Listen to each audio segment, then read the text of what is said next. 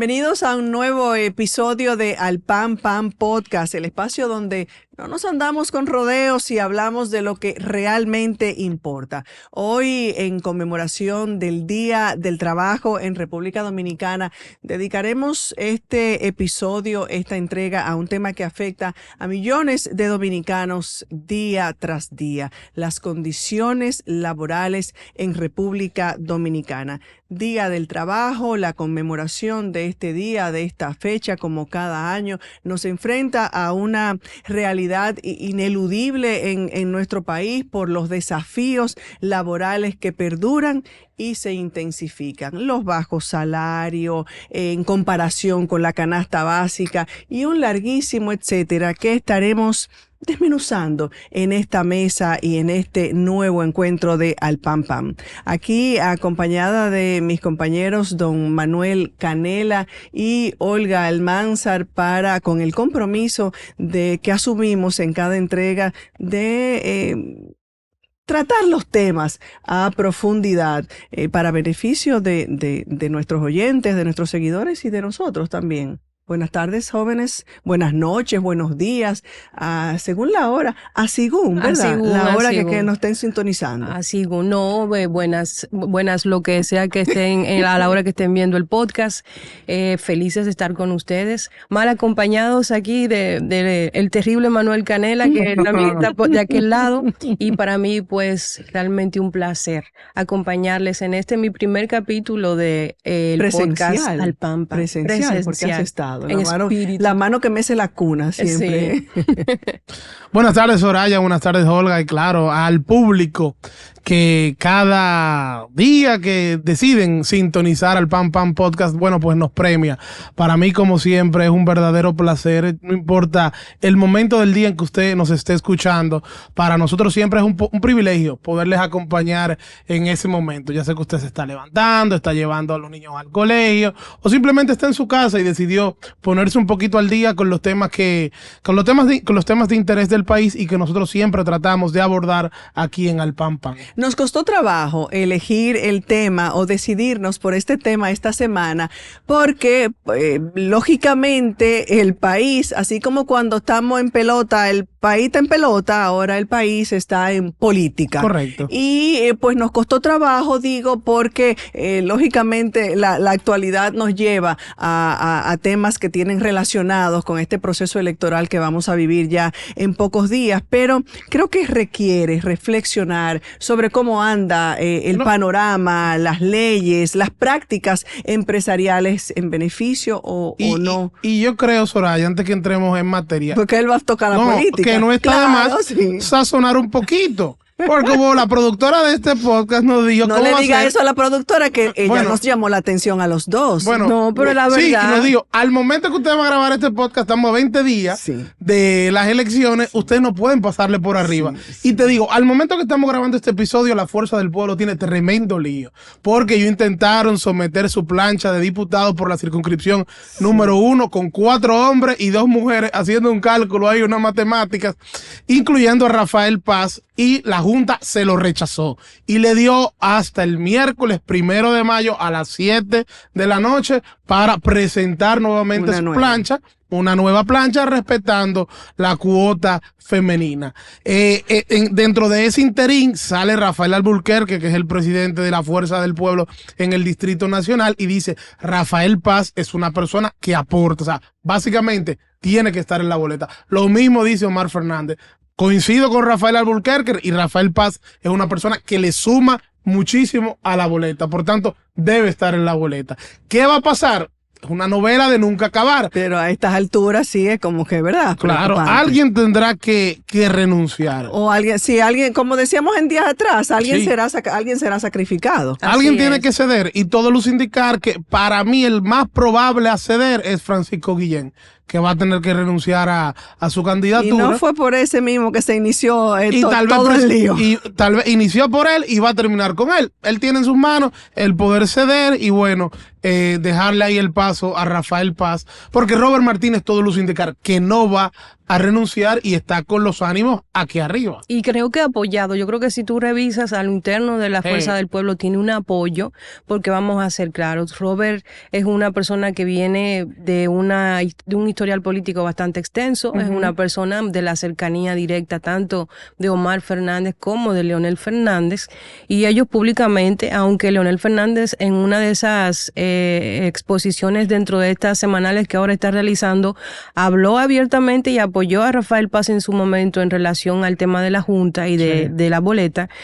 Omar Fernández también ha sido enfático públicamente sobre que Robert también suma muchísimo a la boleta y al proyecto. Y que ya es muy difícil usted sacar a Robert de la boleta cuando hubo una sentencia del Tribunal Superior Electoral, quedaría con muy mal sabor de boca e incluso en todo el electorado de la Fuerza del Pueblo usted hacerlo. Eso es lo que se está meneando en la Fuerza del Pueblo. Hay gente que anda con unos ánimos diferentes por una encuestica que se hizo en Nueva York. Encuestica, un restaurante pero oye, que no soporta ningún valor científico. Eso es pan y circo. A la gente le gusta. Escuchen qué astuto es este señor abogado por algún abogado. Encuestita. Pues primero minimiza el ejercicio. Minimiza el ejercicio. Dice como que hay alguna gente que anda ahí medio, ¿cómo fue? Nada más y nada menos que Ricardo Nieves y Somos Pueblo. Me sorprendió ver a Ricardo Nieves. Pero al final del día, ellos transmiten un mensaje de un sondeo que se hizo ahí. Pero que no, eso no tiene valor científico. Pero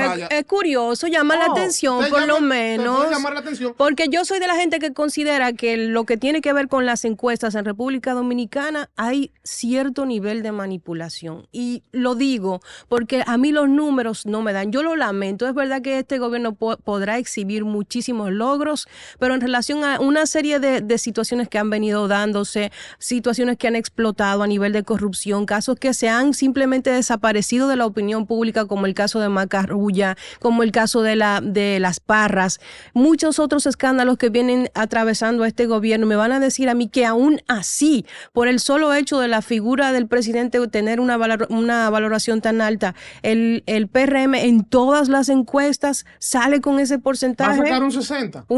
Según el PRM es un 80 que va. No, un 80 no. Hablar de 80 yo creo que es exagerado. Ahora, yo sí creo que se van a acercar al 60. Eso no es una manera ya de entrar en la cabeza de la gente. Esa encuesta donde se quema también, donde yo le pierdo el respeto cuando pone a Roque Espaillat por encima del PLD. Claro, la diáspora en el exterior a veces tiene la diáspora dominicana, porque en el exterior, lógicamente, a veces tiene un pensamiento un poquito, digamos, antipartido. Y por eso tuve que Roque tiene. Pero no me digan, Soraya, ¿en qué planeta Roque va a quedar por encima de Abel Martínez? Puede pasar, Manuel. ¿Por encima de Abel Martínez? Puede pasar. Eso depende del escenario. Sí, puede pasar. No, de que puede pasar, pero es muy improbable. A propósito de la diáspora, una de las quejas que surgieron después del debate que realizó la Asociación Nacional de Jóvenes Empresarios, ANGE, hace unos cuantos días, era precisamente que dentro del cuestionario de preguntas a los candidatos presidenciales no se incluyó a la diáspora. Sí, eso yo creo, y se quejaba Adriano Espaillat, se quejaba con ese tema, y yo creo que sí que fue tal vez una falla. Pero a llamarle falla como tal, yo creo que son oportunidades de mejora, señores. No siempre va a ser muy difícil satisfacer a todo el mundo, y son ejercicios que apenas están en pañales a nivel presidencial, sobre todo. Qué bueno que como alguien se quejaba, y si aquí como quiera critican, no, pero puede que sí, pero Adriano Espaillat juega su rol. Claro. Cada quien juega su rol, él defiende lo suyo. Y bueno, ya a futuro son cosas que hay que tomar en cuenta, incluso la manera de confeccionar las preguntas. Creo que a futuro también se puede ser un poquito más claro y más específico. Es que hay críticas y tienen que haberlas por lo que acabas de decir, por aquello de mejorar este ejercicio, pero también en cuanto a lo que los candidatos, en este caso los tres principales, expresan y ofrecen al electorado. Yo tengo la mía, yo puedo decir la mía, la queja mía, lo que faltó, a mi entender, y que todavía falta y que hay un vacío y que eso evidencia la sociedad que estamos construyendo y que estamos llevando porque no se le da la importancia.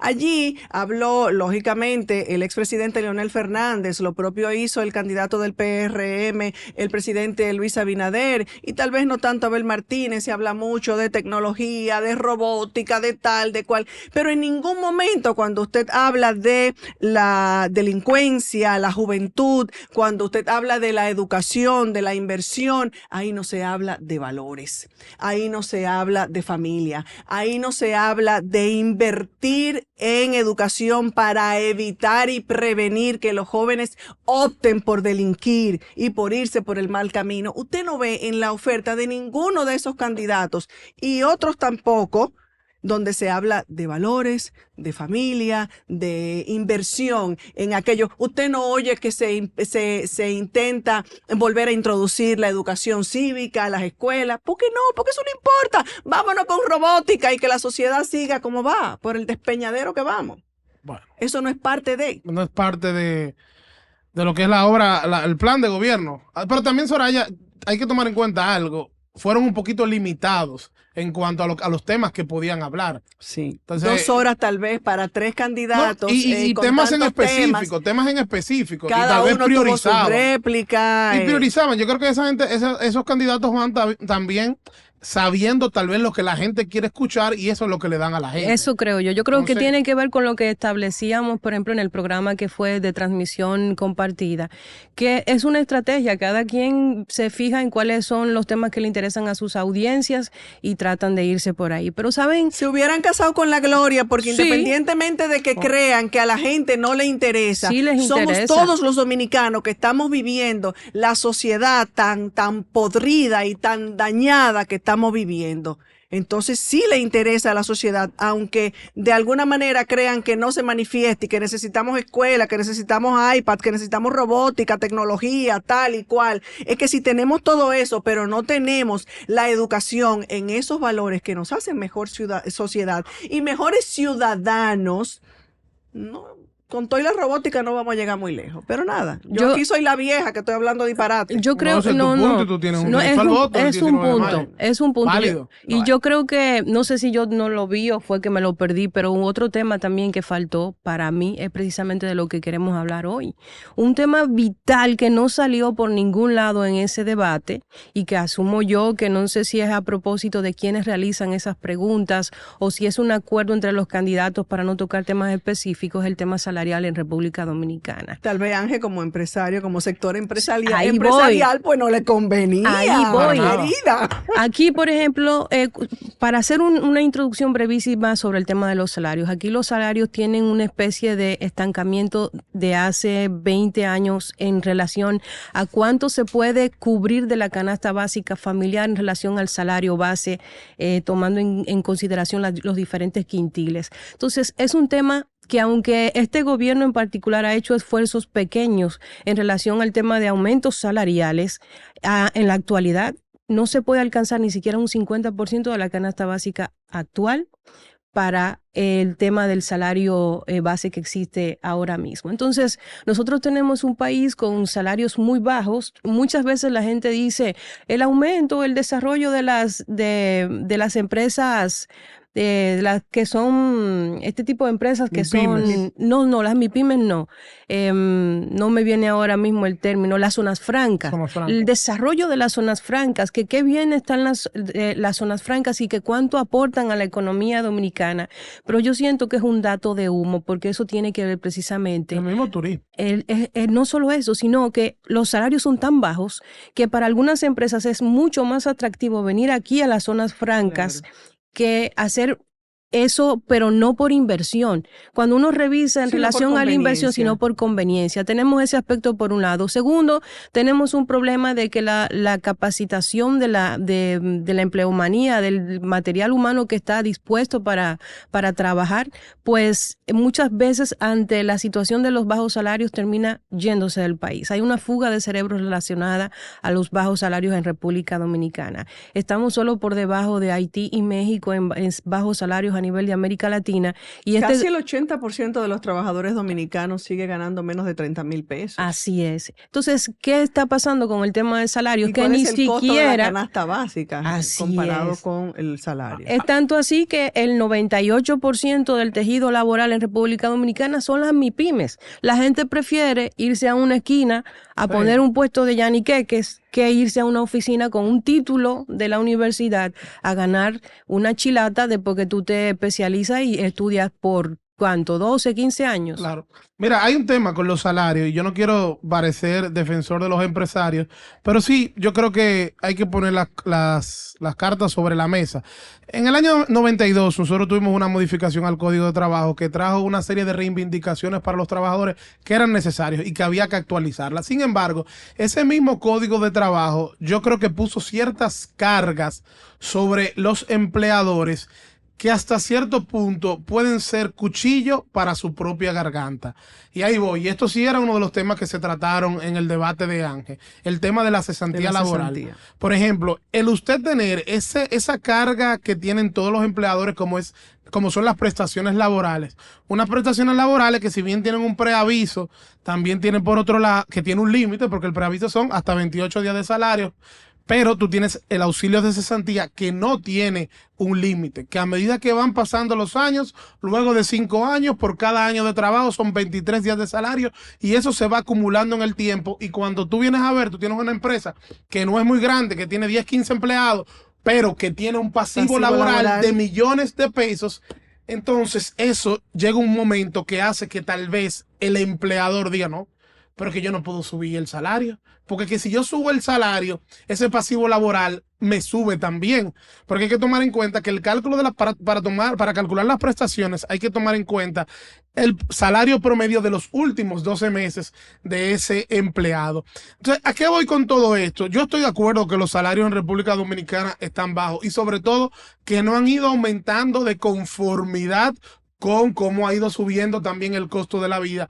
Pero creo que esto es una conversación que debe tocarse y que no solamente involucre, digamos, que coloque la culpa sobre los empleadores. También hay una parte de los sectores de los empleados, de los gremios de empleados, que también deben entender que para poder subir algo hay que ceder por otro lado, porque si no, no va a ser, oye, no lo aguanta, tal vez no lo aguanta el sistema. O sea, yo creo que eso hay que también analizarlo y ponderarlo. No sé qué ustedes pensarán. Sí, que en cuanto al código laboral, se ha hablado y he escuchado en diversas ocasiones a ambos sectores, tanto el sector empresarial como al sector, al Estado, en este caso el Ministerio de Trabajo, de la necesidad, de la urgente necesidad para algunos, para otros no, de que se reforme ese código laboral en el país. Sí, y tiene que reformarse. Independientemente de que dicen que hay una reforma del año 92, pero que ya está bastante. Sí, pero hay un tranque con varios temas dentro de esa reforma, que es lo que nunca ha permitido que pase de ese tipo de negociaciones. Hay un tema con la cesantía. Mucha gente dice, bueno, pero esos son ya derechos adquiridos y no se regala derechos que ya se han ganado. Mucha gente establece eso dentro de la discusión. Está el tema también de reducir ciertos beneficios con relación a las embarazadas, al tema también de la licencia por maternidad. Hay varios puntos que han detenido las negociaciones porque los empresarios, al parecer, lo que quieren es reducir una serie de conquistas que ya se tienen. Pero como dice Manuel, para el trabajador una conquista, para la empresa, para el empresario una carga que no todos pueden asumir. Y yo hago una pregunta además. No, y se habló, por ejemplo, porque ¿qué pasa? La cesantía es lo que son las prestaciones laborales, el auxilio de cesantía y el preaviso. Muchas veces los empleados, y tal vez yo me voy a escuchar, no como yo me quiero escuchar. Yo estoy tratando de ser lo más objetivo posible, claro. No defendiendo un interés ni otro, pero los empleados a veces entienden que las prestaciones laborales son un cochinillo que tienen ahí. Bueno, yo tengo 10 años aquí y esos son mis ahorros. Y eso no es así. Yo creo que hemos distorsionado un poco el concepto. Derechos adquiridos son el salario de Navidad y las vacaciones. Las prestaciones laborales son un derecho eventual. ¿A qué yo digo con derecho eventual? Que si se da la eventualidad de que terminan el contrato de trabajo por la voluntad del empleador, la voluntad unilateral, bueno, ahí se te genera el derecho a recibir estas prestaciones laborales. Entiendo lo que tú dices cuando dices que es un derecho adquirido, que es un derecho que ellos lograron consagrar en el código, digámoslo así, lo lograron consagrar en el código, pero no todo el que entra a una empresa. Yo trabajé 9 años en una empresa, yo personalmente, trabajé 9 años en una empresa, no un ejemplo propio. Y cuando yo decidí emprender y abrir mi oficina de abogado, mira, lamentablemente, 9 años y 3 meses, yo había acumulado una buena cantidad de prestaciones laborales, pero ahí se quedaron, porque eso no era un ahorro que yo tenía ahí. Y hay personas, y hay muchos casos, y pudiera citar hasta ejemplos, incluso que me han sucedido, de empleados que llevan la empresa hasta una situación o posición que es para que lo despidan, lo desahucien, o como ustedes los abogados le dicen, y poder entonces ganar eso, dejando a veces hasta un mal sabor en esa empresa a la que es como la renuncia silenciosa que dicen los gringos. Pero vamos a pensar en algo también. Yo entiendo ese punto y yo creo que eso se da de parte y parte. Así como hay empleados que juegan a ciertas cosas, también los empresarios juegan a muchas cosas. A desesperar también al empleado. Yo creo que ese tipo de triquiñuela se usa de lado y lado. Y yo creo que esa es una discusión también bastante interesante, pero no podemos ver el problema desde el punto de vista de solamente la cesantía laboral. Por ejemplo, hay una queja constante de los empresarios respecto a la calidad de mano de obra, pero ¿cómo tú pretendes que la calidad de mano de obra, que un trabajo especializado que requiere de un conocimiento especializado llegue a tu empresa cuando simplemente un salario no es atractivo o no va en consonancia con la preparación de ese individuo? Entonces, por un lado está ese tema de la fuga de cerebro, insisto, se sigue dando. Vemos como mucha gente que es captada por el Ministerio de Educación Superior son dotados de una beca, y ¿qué termina pasando con esa gente? Que como no hay un plan de que tú te graduaste, vienes al país, tienes que darnos por lo menos 2 años de tu conocimiento porque te pagamos esa carrera. No hay ningún control. Eso se queda en palabrería y tal vez un contrato en teoría, que nadie lo ejecuta. Entonces, ¿qué sucede? Que estos jóvenes terminan quedándose en esos países donde van a especializarse, y esa inversión nunca retorna a través precisamente de esos temas de las becas. Pero está también un tema simple y humano. No es posible que los salarios en República Dominicana sean tan bajos que no le permitan a una persona siquiera alcanzar lo básico para vivir. Y por eso que ustedes ven que la inversión en República Dominicana, y que este gobierno y todos los gobiernos se llenan la boca diciendo que aquí, que la inversión, que la estabilidad social, no, son los bajos salarios los que traen la inversión a República Dominicana. Pero yéndonos a lo práctico, al terreno práctico, usted escucha a jóvenes que quieren empezar una vida en pareja, casarse, iniciar familia, y dicen, ¿y con qué yo me mudo? ¿Y con qué? Profesionales, y algunos de ellos con maestría. ¿Y con qué yo arranco una vida de casado? Yo conozco gente con maestría, señores, que está haciendo Uber, muchísimos casos, gente que está haciendo Uber con una maestría. Entonces, eso es un tema que nosotros tenemos que abordar en algún momento. Tú podrás decir lo que tú quieras, que el tema del derecho laboral, que el tema de la ley que hay que actualizar, pero estamos hablando, señores, de que aquí hay personas que para poder tener acceso a ingresos para cubrir sus necesidades básicas, tiene que hacerse de 3 y 4 empleos, y eso no es calidad de vida. Y ese es el tipo que usted ve que agarra y en el guacalito se tira de allá arriba y dice, yo no tengo problema ni tengo nada, pero yo tengo un nivel de 3 que yo lo que voy a tomar esta decisión. Y ustedes ven esa escalada de problemas de educación, de salud mental que estamos teniendo en República Dominicana, y está muy relacionada a una serie de situaciones que como dominicanos, como individuos, no podemos darle el frente. Y entonces nosotros tenemos que abordar eso también desde un punto de vista humano, de que el ser humano tiene derecho a ganar mínimamente para poder sobrevivir. Y yo coincido contigo en gran medida. La primera parte era como para explicar que teníamos que sentarnos a revisar el código de trabajo, es una realidad. Pero sí hay algo, y es que un círculo vicioso en el que estamos metidos. Porque ¿qué pasa? Tú trabajas en una empresa, la empresa no te paga lo suficiente, no te paga lo que vales, vamos a estar claros. La empresa te va a decir, bueno, que no te puedo pagar más, tal vez, pero también hay muchas empresas que lo que quieren es ganar más. Entonces, al final, esa gente decide emprender. Y cuando decide emprender, ¿cómo es que funciona? Cae en la informalidad. Claro. Entonces, es un círculo vicioso que al final uno no se da cuenta, pero termina afectando al propio Estado.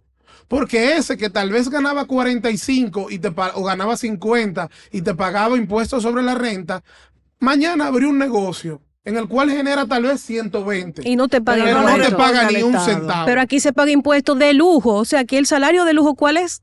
30, o sea, se paga impuestos a partir de los 34,000 pesos. O sea que para el Estado, si tú ganas 34,000 pesos, pues, para el Estado es un salario de lujo. Sí. Entonces, que es otro tema que hay que revisar. ¿Entiendes? Bueno, hay incluso un proyecto de ley de Faride que año tras año el Código Tributario dice que debe indexarse ese monto exento del impuesto sobre la renta.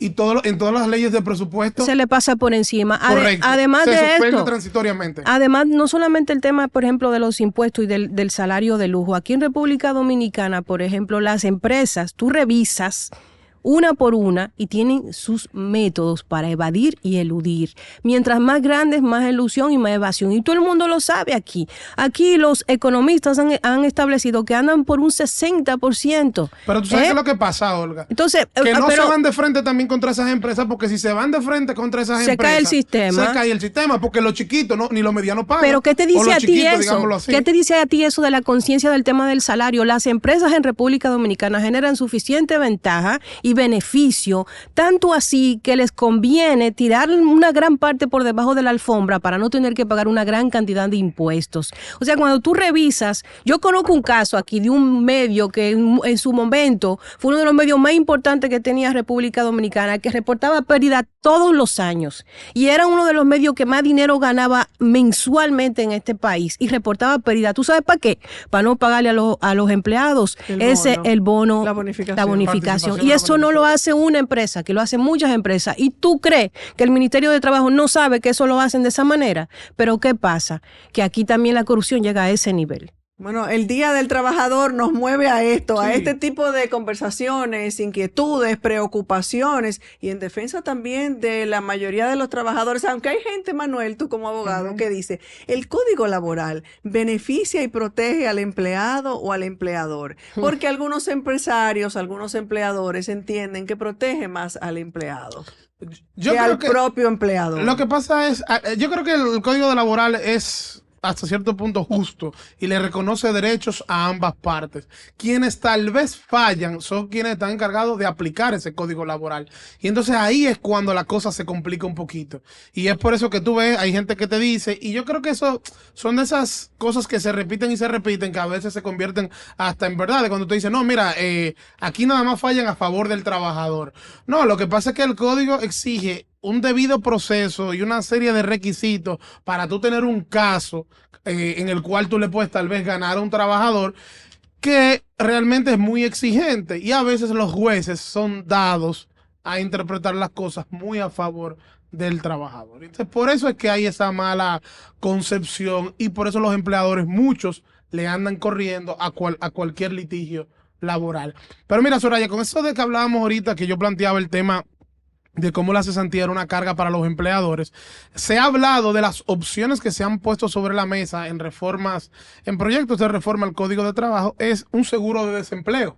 Porque si bien es cierto que la cesantía resulta pesada, la verdad que la cesantía juega un rol y es una indemnización que yo te doy porque yo estoy terminando el contrato de trabajo prácticamente. Un rol que podría jugar el Estado como en otros países avanzados. Eso también es una posibilidad y incluso se ha ponderado de que ese seguro de desempleo se lo paguen entre las tres partes. Lo paga una parte el Estado, lo paga una parte el empleado y una parte el empleador. De manera tal que llegado el momento en que, bueno, me quedé sin trabajo, yo pueda activar ese seguro por unos cuantos meses, 3, 4, 3, 6 meses, el tiempo que se decida, pero de esa manera tú le quitas un poco de carga a la empresa. Porque no es solamente el tema del pasivo laboral, porque la verdad es que estar formalizado en el país no es tan sencillo. No. Porque aparte de ese pasivo laboral, usted tiene que tomar en cuenta, por ejemplo, lo que es la seguridad social. Usted va a tener que aportar un 7.87% a la seguridad social, a la TCS, a través de la TCS, de lo que es el salario cotizable de ese empleado. El empleado va a aportar un 2.10 y usted como empleador está aportando un 7.87%. Y por eso que cuando una persona gana 10,000 pesos, por ejemplo, realmente esa persona no gana 10,000 pesos. No. Hay una serie de gastos adicionales que hace que lo que te significa esa persona sea por encima de esos 10,000 pesos. Entonces yo creo que es bueno como que la gente vea las dos caras de la moneda, porque la verdad que no es tan sencillo como tal vez se ve.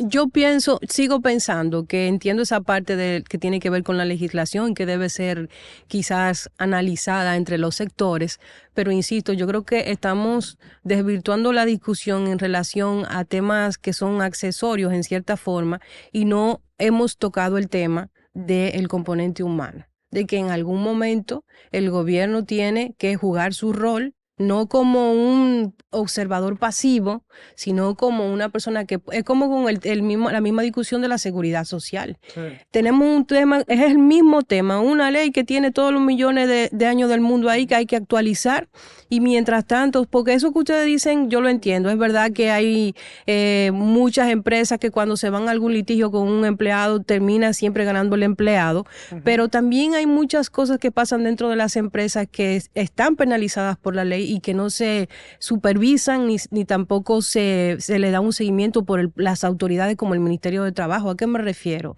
¿Cuántas veces no hemos escuchado de una persona que es contratada para un tipo de trabajo y termina haciendo 4 y se le va asignando trabajo por encima? No tenemos tampoco un debido manejo del tema del acoso laboral o el acoso sexual dentro del Código de Trabajo tampoco. O sea, hay muchísimas cosas que están pendientes y cuando se trata de chocar entre un empleador y un empleador, el empleador, si no quiere perder su trabajo, termina accediendo a todo lo que le diga el empleador. Eso pasa mucho. Eso pasa mucho, no te digo que no.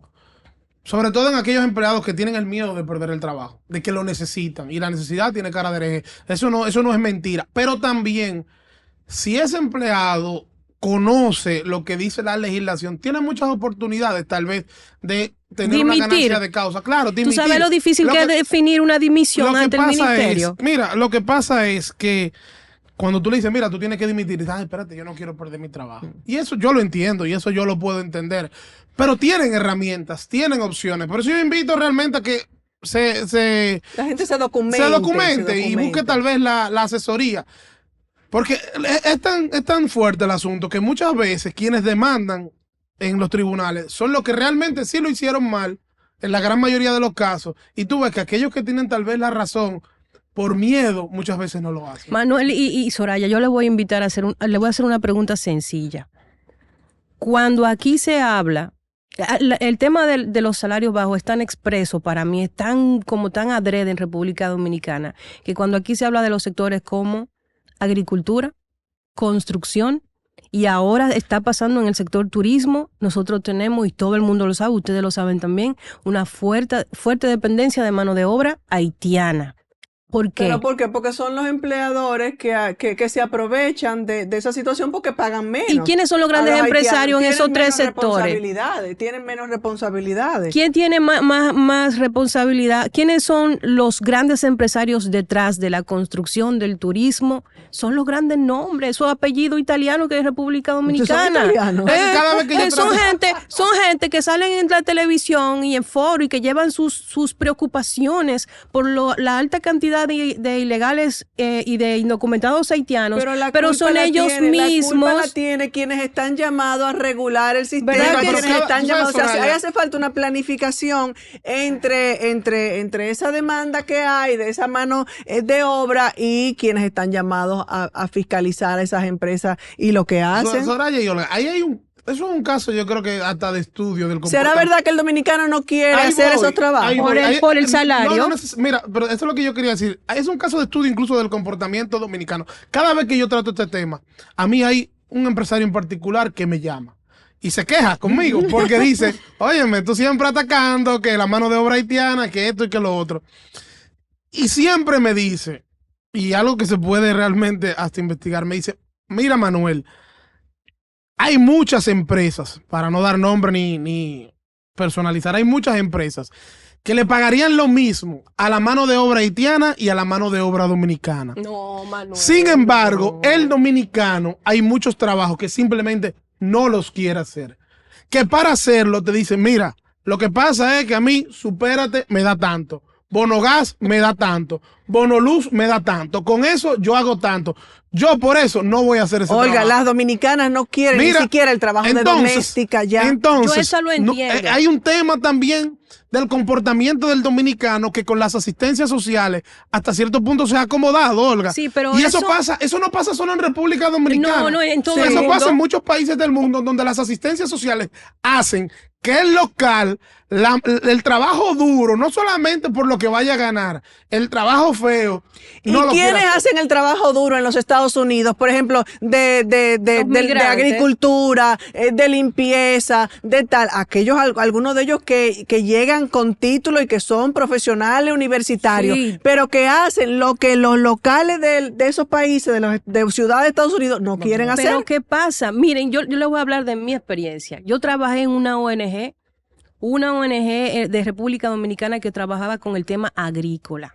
Esa ONG captaba fondos internacionales y para aplicar programas aquí de Unión Europea, del BID, de cualquier institución o organismo de esos internacionales, se captaban fondos, se presentaban proyectos para beneficiar a los productores locales.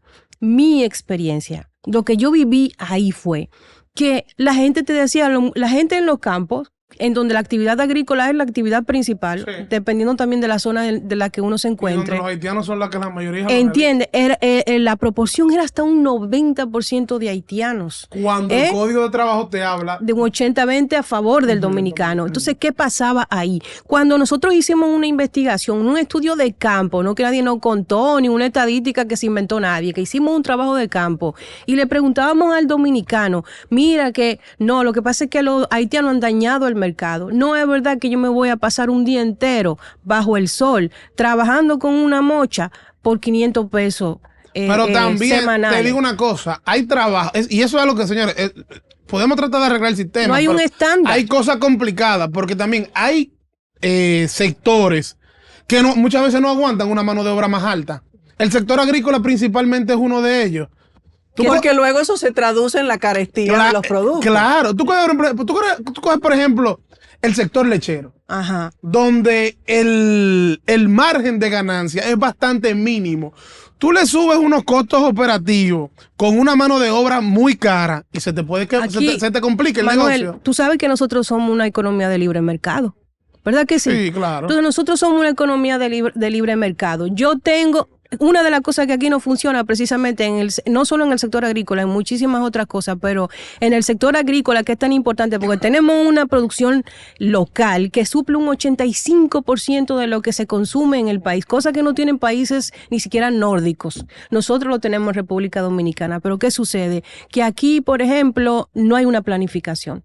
Aquí, por poner un ejemplo, aquí se consumen tantos quintales en el año de cebolla, pero se siembran 3 veces ese tipo de rubros. O el gobierno... de planificación. ¿Entiende? Entonces ahí hay un tema, por eso es que el mercado no se regula, porque también hay una falta de temas de políticas públicas que no están bien establecidas. Y aquí, por ejemplo, muchas de esas cosas que estamos analizando con el tema de los salarios, tiene que ver con el rol del gobierno haciendo su tarea y ese tipo de tareas afectando todos esos mecanismos que al final influyen en el salario final. ¿Por qué pasa ese tipo de cosas con el tema de la mano de obra haitiana? Porque hay una descompensación del mercado. Como ellos mismos dicen, el haitiano viene aquí sin filtro, entra por esa frontera, se mete a las zonas agrícolas y si tú como dominicano le dices, no, yo quiero 1,000 pesos semanales, el haitiano te lo hace por 300. Sí. Entonces debe haber una regulación. ¿Desde dónde? Desde los organismos que regulan, que son el Ministerio en este caso, el Ministerio de Agricultura, el gobierno, el Gabinete Agropecuario. Debe haber un control. industria y comercio, pero no lo hay. Aquí en temas básicos no tenemos, estamos en pañales, en regulación. Pero lo triste es eso, que Manuel habla de un sistema, lo cual es cierto y es así. Y viene un gobierno y viene otro, o el mismo partido, un partido diferente, y como que se enganchan en el mismo sistema, se enganchan en lo mismo por conveniencia, por irresponsabilidad al momento de dirigir el Estado, por la razón que usted quiera, y siguen con ese mismo sistema y no pasa nada. Y yo lo que pienso es que aquí hay leyes en este país que quieren hacerla de una aplicación general y que no necesariamente es posible aplicarla de manera general. Que no es posible, ¿por qué? Y que luego cuando porque te encuentras de frente con los empresarios. Cuando tú vas a la práctica, no hay forma que tú puedas aplicarla. Oye, no solamente encontrarte de frente con los empresarios, es que no tiene luego cómo suplir la demanda. Mira, Manuel, yo te voy a decir una cosa. No, es que pero es que es la realidad. Es la realidad. Hay que empezar de alguna manera, porque yo te voy a decir algo. Aquí hay un Ministerio de Trabajo y a mí me sorprende algo sencillo. ¿Cómo tú exiges, perdón que te interrumpa, cómo tú exiges a nivel general, y vete al sector agrícola, que el 80-20 se cumpla? A programas. En un campo de este país, donde la gente no quiere vivir en el campo. A salarios atractivos. ¿Tú sabes por qué? Entonces, porque el gobierno ustedes están planteando aquí una utopía del país. El gobierno central. Pero tenemos que aspirar. No, pero hay que aspirar, pero siendo realista. Tenemos que aspirar, Manuel, a que la gente no salga de los campos, no salga de los pueblos, que se le den opciones, señores, que esas ciudades del interior se desarrollen a tal punto que la gente no tenga que llegar a la ciudad, porque si siguen llegando aquí, lo primero es... Pero Soraya, producto de ese mismo desarrollo que ha tenido el país, hay que aspirar a que eso pase, pero van a haber trabajo que el dominicano no te lo va a querer hacer. Eso no tiene que ver, ¿tú sabes por qué no tiene que ver una cosa con la otra? El dominicano no te va a querer estar ordeñando todos los días, no te va a querer estar cortando caña, no va a querer. Si se hace atractivo económicamente, aunque se haga atractivo, el dominicano no quiere trabajar en construcción. Olga, aunque se haga atractivo económicamente. He escuchado porque ¿sabes por qué? Aunque se haga atractivo, porque se va a poder hacer atractivo hasta un punto. No es verdad que tú vas a poder pagarle un dineral a una gente que está cortando caña. Está bien, no pero es un caso específico en el tema de la caña. Pero el caso, por ejemplo, de la construcción, si hicieran los salarios en el sector construcción atractivos, es diferente. Sería diferente. ¿Sabes por qué? Porque cuando tú agarras... La construcción además vende muy caro. Pero a los constructores ahí yo te lo digo. Por eso que te digo que queremos aplicar a veces cosas generales que no se pueden. Hay que ir un poquito más específico. Además de que una lavadora de narcotráfico, aquí tú te metes al centro de la ciudad y tú ves 500 torres levantándose en 2 semanas. 500 torres con el metro cuadrado por torre de 2,000 metros. Sin control en el precio, así mismo. $2,000 el metro. Y algo que uno veía antes era en los edificios, usted está levantando una edificación y decía, esta obra es financiada por ahora la financian los bolsillos de quien esté construyendo, sabrá Dios quién. Pero nadie se pregunta, no hay una autoridad que vaya a preguntar, que vaya a averiguar, que vaya a indagar. Y usted lleva 500 pesos para abrir un simple mortal chofer de una casa de familia, quiere abrir una cuenta de ahorro con 2,000 pesos, con 2,000 pesos y pasa el Niágara en bicicleta. Señores, yo no quiero dejar pasar una acotación sobre algo que decía Manuel. Miren, en República Dominicana, gobierno tras gobierno, el gobierno aquí no pasa de Santiago. Vamos a estar claros. Cuando ustedes revisan las estadísticas del censo. Menos en la época de Joaquín Balaguer. Menos Joaquín Balaguer. Podemos discutir este punto. No, está la historia. Bueno, pero vamos. No. Si está la historia, a todos los gobiernos le vamos a poder encontrar cosas. Ahí está. Olga dice desarrollo real, desarrollo integral. Olga se está refiriendo a la gente, a la inversión. A nivel general. En el campo. Señores, usted no. Aquí en República Dominicana. Pero esa es tu opinión. Tú no tienes que claro, hay que ella dijo, pero yo dijo Soraya. Bueno, lo digo, lo mantengo y ahí están las estadísticas, ahí están los datos, búsquelo. Documéntese, mi hermano. Volvemos a decimos, dijo Soraya. Pues bien, entonces, miren qué sucede. Yo entiendo que uno de los problemas que aquí nunca se ha abordado es que aquí debe haber una planificación sobre la redistribución poblacional. ¿Por qué? Porque República Dominicana tiene un problema. 5 provincias representan más del 65% de la población nacional. ¿Por qué? Porque ningún gobierno, salvo que tengamos que discutir el tema de Balaguer, ha podido llevar el gobierno más allá de Santiago. Aquí los partidos políticos, una vez se hacen gobierno, las principales actividades se focalizan en las zonas de mayor concentración de votantes. Y por tanto, ustedes han visto cómo con el tiempo se ha polarizado. Antes, un 80% de la población dominicana vivía en zonas rurales y un 20% en zonas urbanas. Ahora es completamente al revés. Entonces debe llegar un momento en donde los gobiernos entiendan que deben motivar de alguna forma que la población se concentre en esas zonas que hemos ido perdiendo, y que debo decir que una parte importante de esa zona fronteriza ya uno no sabe si son parte de República Dominicana o si son territorio haitiano, precisamente porque no hay un estímulo a la actividad económica de esas zonas para que la gente encuentre atractivo quedarse ahí. Y eso también influye en esta dinámica del tema de cuándo se hace atractivo un trabajo y cuándo no. Y el gobierno debe poner el ejemplo. Claro. ¿A qué voy? No, yo no veo descabellado el usted mover que la sede central de ciertas instituciones estén fuera. ¿Qué busca el Ministerio de Agricultura, por ejemplo, en medio de la capital? En la capital. Ahí en Los Jardines. ¿Qué busca el Ministerio de Agricultura? ¿Qué busca el Ministerio de Medio Ambiente en la Luperón? O sea, hay ministerios que yo te digo, todo lo que tenga tal vez que ver con finanzas, posiblemente tenga que estar aquí en la parte central, cerca del gobierno central. Pero hay otros ministerios que perfectamente podrían empezar a despachar desde otras localidades del país. Miren, este Día del Trabajo también, una fecha que nos ayuda a eso, a pensar en las necesidades que tienen los que son, a fin de cuentas, el motor principal tanto de las empresas como de la economía de un país. Y esto viene después de la pandemia, que es el tema del teletrabajo. Correcto. La mayoría de una nueva generación.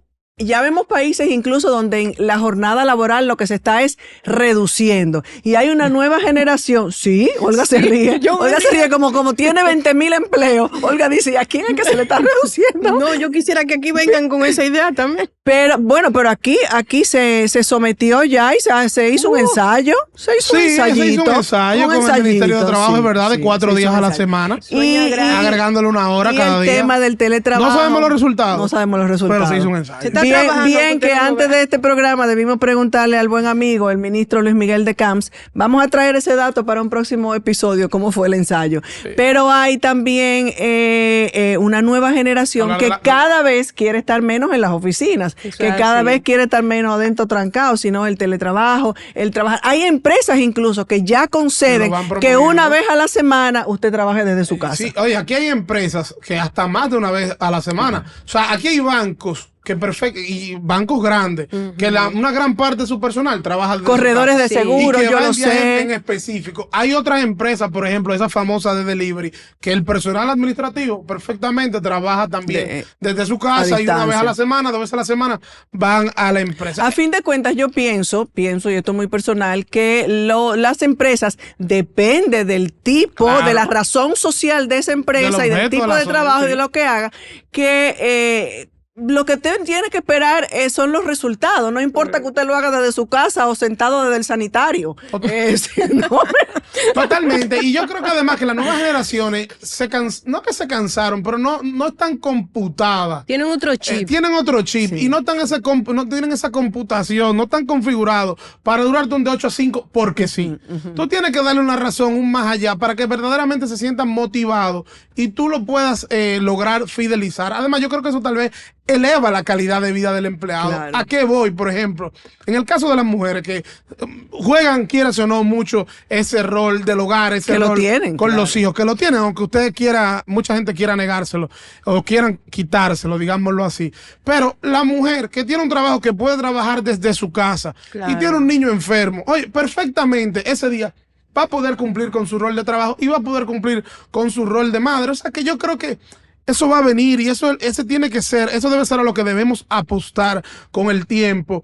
Esa facilidad, yo lógicamente cumplir con mi trabajo, pero también tener esa flexibilidad que va a ayudar a tener una mejor calidad de vida. Ya que tú hablas de mujeres, a los empresarios, después que la mujer pasa de cierta edad, que aunque tenga 40, 45 o hasta 50 años, si esa persona está preparada y capacitada para esa posición, ¿quién dijo que porque usted sea fea o ya pasadita de edad, porque aquí hasta por fea te rechazan? Si es fea no importa la edad.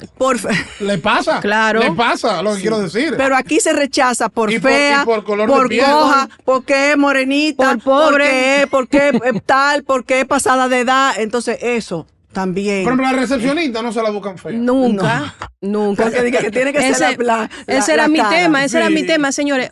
Yo veo cosas que a mí ya yo que tengo 43 años, a mí no me contratan. Ni le hace falta, pero está bien. ¿Cuánto que tú tienes? 43. Qué difícil. Qué difícil. Señores, miren, señores, yo veo cosas. Yo no voy a decir por qué que no la contratan por la edad que tiene. Claro, que Y ya. te deberían contratar, no importa.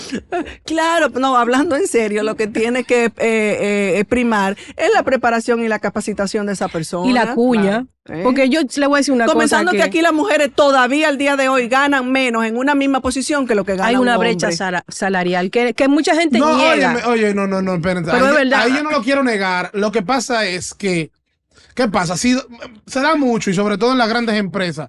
A nivel de pequeñas empresas tal vez es diferente. Pero si dos personas tienen la misma posición, usualmente ganan lo mismo. Sea hombre o sea mujer. Lo que pasa es que hay mucho más hombres ocupando posiciones de dirección que de mujeres. Ya no es tan grande la diferencia Pero entre es esas mayor. posiciones, pero todavía mayor. Señores, aquí uno ve cosas. Una vez a mí me dio un ataque de risa, porque yo veía, por ejemplo, que te decían maestría, 3 años de experiencia, 80,000 inglés, pesos. francés, chino, mandarín, conocimiento en biología marina, que haya trabajado en la NASA, y abajo 18,000 pesos. Es difícil. Es difícil. ¿Qué hace una gente? Señor, otro tema que tiene que tratarse a futuro con esto, con el derecho Nos del falta otro trabajador. episodio Nos falta otro este episodio tema. y esto da para todo. Vamos a invitar al ministro de Trabajo. Es el derecho a la desconexión digital, que es algo que también tiene a la gente loca. Sí. Porque, no, que la gente ahora trabaja antes. Mi hermano, la gente ahora mismo no deja de trabajar. Sí. Porque con este aparatico que se llama celular, que yo tengo en la mano, esa aplicación que se llama WhatsApp, correo electrónico, no importa el momento, no importa el día de la semana, esté yo de vacaciones o no de vacaciones, ahí tengo una gente de manera incisiva y jefes, molestándome. Y jefes, que tú no me tienes que responder ahora, tú me respondes. Caramba, coño, no iba a decir, estamos dígalo. Coño, si tú me y que lo escuchen. Si tú me escribiste a las 10:30 de la noche, no que yo estoy tal vez cenando con mi familia, compartiendo con mi esposa. Aunque no te contestes, ya eso me intranquiliza, ya me interrumpiste. Ya me irritaste porque yo vi que me salió y me pediste algo que, por ejemplo, yo no he acabado y eso me empezó a estresar. Claro. Me voy a ir a la cama con un problema. Claro. Él lo ha dicho. Mi última crítica para el tema del salario, lo que más me duele del tema del salario en República Dominicana es que siempre, para lo único que han servido los empleados en esa discusión es para tuitear al respecto, porque los que han siempre encabezado la lucha por el tema salarial han sido 3 gatos, que al final la gente termina criticando también, pero que probablemente hayan logrado más entre ellos, esos 3 bien billeteados por abajo. A veces sueltan tus luchas. ¿Entienden? Por intereses. Por sus intereses. Señores. Entonces, cuando yo vea al dominicano, como hacen los franceses, los europeos a nivel general, que quieren una conquista, se tiran a la calle, ese día yo sé que la cosa va a empezar a cambiar. Definitivamente. Es verdad que me veo más joven con este nuevo look. Me vi ahí en la cámara, en la pantalla. Estoy mucho más joven. Me quité un par de años. Y yo también, para que no me diga mi vieja, también me hice un nuevo look. No, porque las señoras mayores no pueden tener cabello. Oye, eso, o sea, que tú te actualizaste, te adecuaste. Oye, la discriminación. Oye, qué atrasado. Y eso que él dice que es joven. Oye, qué atraso. Tú te adecuaste, es una realidad. Oye, qué atraso. Señores, viejas con pelo largo son una bruja. Defiéndeme, por favor, hazme ese favor.